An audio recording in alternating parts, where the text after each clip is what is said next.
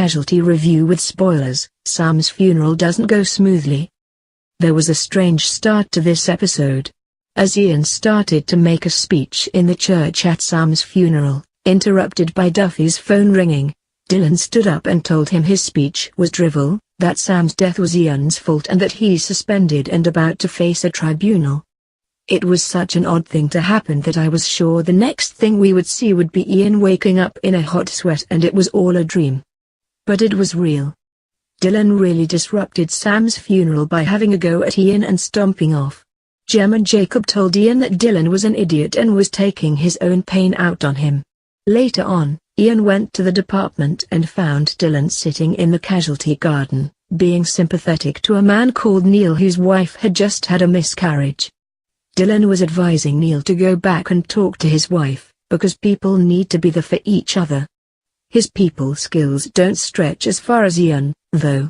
Rather than realize that everyone is hurting about Sam and they all need to support each other, Dylan reverted to his usual sarcastic self.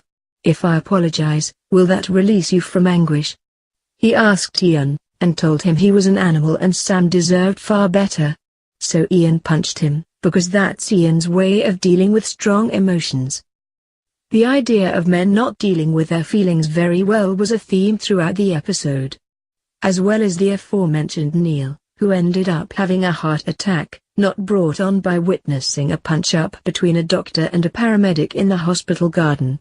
But it can't have helped. The other patient of the week was a little boy called Leo. He'd arrived at the ed when his mum was hit by a car, but Alicia, with her new interest in pediatric cases, soon spotted that something wasn't quite right with young Leo. When his big, macho dad arrived and Leo was found to have bruises on his back, Alicia was beginning to suspect abuse. Ethan, who is very protective of Alicia these days, wanted to call social services.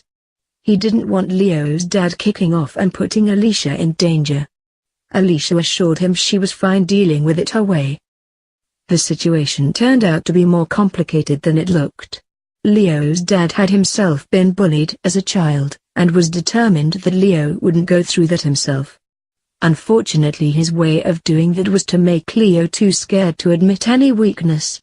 His dad's healthy lunches, designed to make Leo big and strong, had ended up in the tummy of a friendly dog on the way to school, and Leo had bulimia and was malnourished, which is why he bruised easily.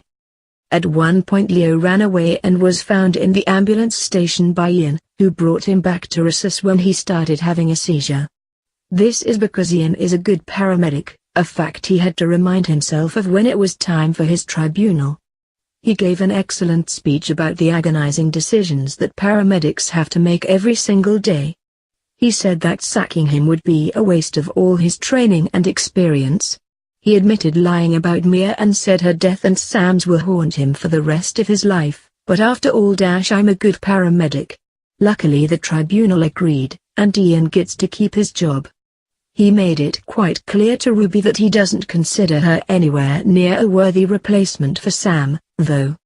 The episode ended with everyone at the pub raising a glass to Sam. Jacob gave a little speech which wasn't interrupted by Dylan, because he'd gone off somewhere with Chara, and raised a glass to Sam's rare beauty. In other news, Louise didn't shout at anyone at all this week, which is possibly because she has her eyes on the prize of a promotion. She needs the money to help pay off all her parking fines. And Alicia gave Ethan a tiny little kiss, because he's lovely and he cares about her. Sue Hasler is the author of the official Holby City book, which you can read about here. She also writes novels, and there's more about her latest here.